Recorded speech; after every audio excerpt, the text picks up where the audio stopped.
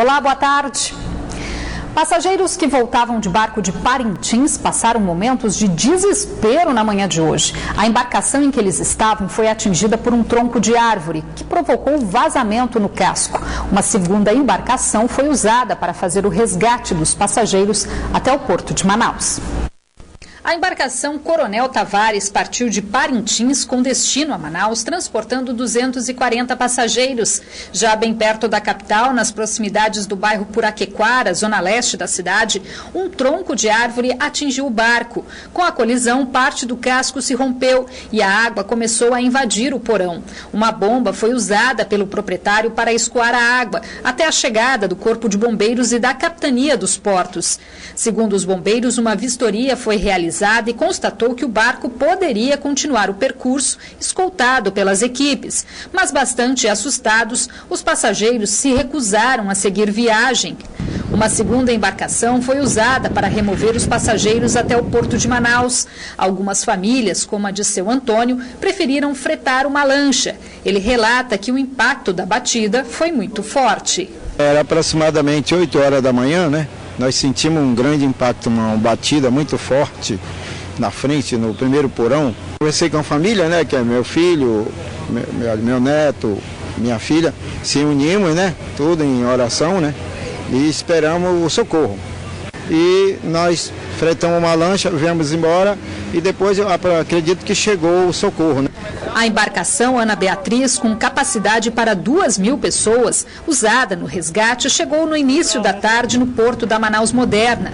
Entre os passageiros, o nervosismo era evidente pelos momentos de aflição vividos no meio do Rio Negro. A água estava entrando muito forte, né? E aí a gente se desesperou e todo mundo começou a colocar o colete. E o comandante do barco percebeu que realmente a gente estava numa situação complicada. Aí furou o buraco no barco, aí ficamos lá até esperar esse outro para poder apanhar para dentro. Sentimos, foi uma pancada forte. Esta turista que mora em Rondônia diz que o barco estava superlotado e que na hora do incidente não havia coletes para as crianças. O barco não tem colete para criança, só tem colete para adultos, cheio de crianças estavam nesse barco. Eu vi na TV que era 250 pessoas, não tinha 250 pessoas, tinha umas 500 pessoas dentro daquele barco. Foi bem tenso porque eles não dão assistência, eles não falam conosco, eles se esconderam para não falar com a gente, entendeu? Quando a gente veio receber a notícia, o pessoal embaixo do convés, que meu marido teve lá, ele viu, a água estava na altura do peito das pessoas lá dentro. Por meio de nota, a Capitania Fluvial informou que a embarcação avariada foi inspecionada durante a Operação Parintins e possuía coletes salva-vidas para todos os passageiros. Ninguém ficou ferido durante o acidente, que também não provocou poluição no rio. Foram apresentados hoje na Delegacia de Roubos, Furtos e Defraudações os 2 homens envolvidos no assalto ao consulado de Honduras na manhã de ontem. A dupla fez 9 pessoas reféns. Os 2 assaltantes, Kenny Roger Salles Elias e Jeffrey Mariano Santa, já foram presos em outra ocasião por roubo.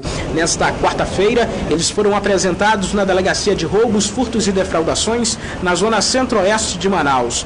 De acordo com o delegado que conduz as investigações, o roubo não foi bem planejado. Os assaltantes disseram em depoimento que resolveram assaltar o consulado de Honduras 3 dias antes de colocarem o plano em ação. A informação que nós temos é que haviam 3 dias que eles já estavam observando o consulado, né? E essa informação seria dada por um terceiro indivíduo que ainda está sendo investigado pela equipe de roubos e furtos. Foi no final da manhã da última terça-feira que Kenny e Jeffrey entraram no consulado de Honduras, no centro histórico de Manaus, e fizeram 9 pessoas reféns. Eles queriam levar R$40 mil do local. O dinheiro seria usado no pagamento de funcionários. Depois de 2 horas de negociação, os reféns foram liberados. 2 deles saíram com ferimentos na cabeça. Dentro do consulado, estilhaços de vidro, resultado de tiros que foram disparados durante os momentos de terror vivido pelas vítimas no local. A polícia não deu detalhes, mas investiga a participação de mais um envolvido. E ontem, por volta de 9h30, esse terceiro indivíduo teria deixado os 2 criminosos na praça, próximo ao Hotel Mônaco, e 10 horas da manhã eles conseguiram adentrar no consulado e anunciar o roubo. As investigações não terminaram, mas já tem alguma suspeita? O senhor pode adiantar dessa outra pessoa? Olha, até o momento não, né? As investigações ainda continuam a respeito desse terceiro elemento e logo que tivermos mais informação, repassaremos à imprensa. A polícia investiga também o envolvimento dos dois com uma facção criminosa que supostamente teria tramado o assalto ao consulado hondurenho. Um container tombou na manhã de hoje na Avenida Presidente Costa e Silva, conhecida como Silves, na zona sul de Manaus. O acidente deixou uma das faixas da pista interditada, que provocou retenção no trânsito até a chegada das equipes do Manaus Trans. O container já foi removido para a calçada e ninguém ficou ferido. Tomou posse na manhã de hoje o novo secretário de Saúde do Amazonas. Pedro Elias assume o cargo deixado por Wilson Alecrim. Entre os desafios está o de reduzir o número de atendimentos na rede estadual que poderiam ser resolvidos nas unidades básicas de saúde do município. Na solenidade de posse na sede do governo, o ex-secretário de Saúde disse que o grande desafio é melhorar a qualidade dos serviços, seja em relação à infraestrutura dos hospitais ou ao atendimento por médicos especialistas, principalmente no interior do estado, onde a logística exige muito esforço. Para justificar o pedido de exoneração do cargo, Wilson Alecrim afirmou que já contribuiu muito e agora quer se dedicar mais à família. O cargo de secretário de saúde, ele exige muito se a pessoa o faz com o senso do gestor e o senso humano. Então isso é muito cansativo para uma pessoa. O novo secretário da Suzan, o cirurgião-geral Pedro Elias, de 48 anos, que até então ocupava o cargo de diretor-presidente do Hospital Francisca Mendes, unidade de referência na área de cardiologia, afirmou que já tem definidas algumas linhas de atuação. Nós temos uma crise econômica impactante, violenta, que está afetando todas as famílias desse país, que está afetando as economias dos estados, e o estado do Amazonas não está fora disso. Então, nós estamos discutindo com a equipe econômica do governo e sob a orientação do governador José Mello que nós vamos fazer algumas adequações quando forem necessárias. O novo secretário também disse que outro desafio é reduzir o índice de pacientes encaminhados aos especialistas da rede estadual de saúde. Segundo ele, 70% dos atendimentos são relacionados a problemas de baixa complexidade que poderiam ser resolvidos nas unidades básicas de saúde do município. Mas, de acordo com o prefeito de Manaus, a meta é ampliar a atenção básica. Uma meta difícil, uma meta dura. Nós temos hoje 55%, mais ou menos, com 30%, 85%. Se os planos particulares caírem, a gente vai ter que fazer um esforço a mais e não está sendo realmente fácil. É extremamente, muito difícil. Agora, por outro lado, cada vez que a gente resolve o problema do diabético, do hipertenso, que significam 40% da demanda de uma UBS, nós estamos aliviando os pronto-socorros, os hospitais do estado. A mudança no comando da Suzan aumentou a polêmica sobre o anúncio da redução de plantões médicos em Manaus para adotar o corte de gastos. Mas, segundo o governador José Mello, tudo não passou de um equívoco. Aquele ofício circular, ele foi feito de forma inadequada, porque, na verdade, o que nós estamos fazendo é reunindo com cada cooperativa, né, e fazendo os cortes juntamente com eles, sem que haja prejuízo do status quo. Não quero que haja nenhuma redução nas cirurgias, da oferta dos serviços, dos exames laboratoriais, dos exames de toda a natureza. Eu não quero. Eu quero tirar gorduras. Eu não quero cortar serviço. Ainda de acordo com o governador, Wilson Alecrim deixa a Suzan, mas ficará como assessor do governo na saúde, após um período de férias. Eu lamento muito, agradeço demais todo o trabalho que ele fez. O Wilson Alecrim é um patrimônio inestimável desse estado, não só como cientista, como gestor público, como homem que contribuiu de forma decisiva para os procedimentos do SUS que vieram melhorar o percentual aqui do Amazonas. Após denúncia anônima, o Departamento de Investigação sobre Narcóticos prendeu 6 homens suspeitos de tráfico de drogas na zona norte de Manaus. Um adolescente também foi apreendido. Alan Douglas Pereira Leão, de 24 anos, Jenison Souza da Silva e Michel Miranda Cunha, ambos de 22, Antônio Carlos Cisnando de Araújo, de 21, e Carlos André Lopes da Silva Júnior, de 18, foram presos em flagrante na tarde de ontem, no momento em que preparavam a droga em uma casa, no conjunto habitacional no bairro Lago Azul, zona norte de Manaus. Durante a operação, um adolescente de 17 anos também foi apreendido. As investigações, que começaram há 10 dias, foram resultado de uma denúncia anônima. De acordo com a Polícia Civil, Michel, que já foi preso por tráfico de drogas, seria o dono do entorpecente e os outros trabalhavam no embalo, refino e distribuição.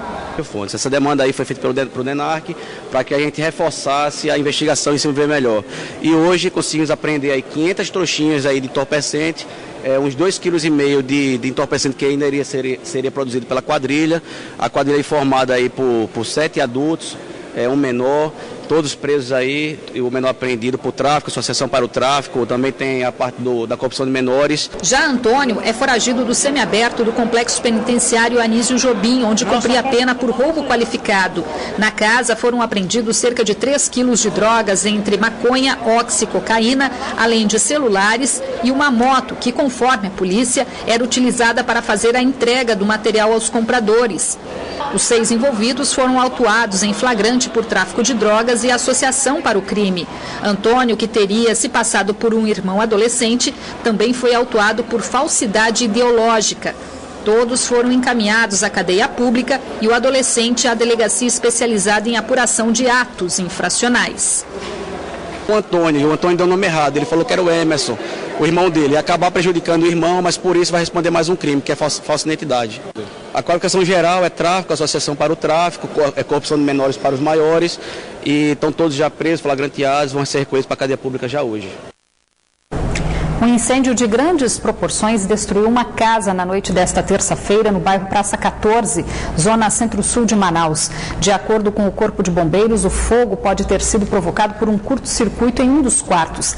As chamas se alastraram rapidamente e atingiram também uma lanchonete que ficava ao lado. Ninguém ficou ferido. Ao todo, 15 mil litros de água foram gastos no combate ao incêndio. Vamos conferir agora a previsão do tempo para esta quinta-feira aqui na capital e também no interior.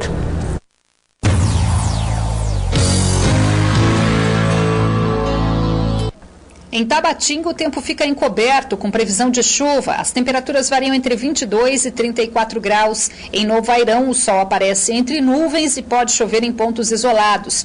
Mínima de 23 e a máxima pode chegar aos 35 graus. Na capital, o tempo fica nublado a parcialmente nublado, também com previsão de pancadas de chuva. As temperaturas variam entre 25 e 33 graus. A votação do veto presidencial à PEC, que trata da equiparação salarial dos servidores da Superintendência da Zona Franca de Manaus, que estava prevista para amanhã de hoje no Congresso Nacional, foi adiada para o próximo dia 14 de julho. A sessão presidida pelo senador Romero Jucá foi adiada pela 4ª vez por falta de quórum. A votação é aguardada com muita expectativa pelos servidores da SUFRAMA, que estão em greve há 40 dias. Com o novo adiamento, uma nova reunião nesta quinta-feira deve discutir o futuro do movimento grevista, segundo o sindicato da categoria.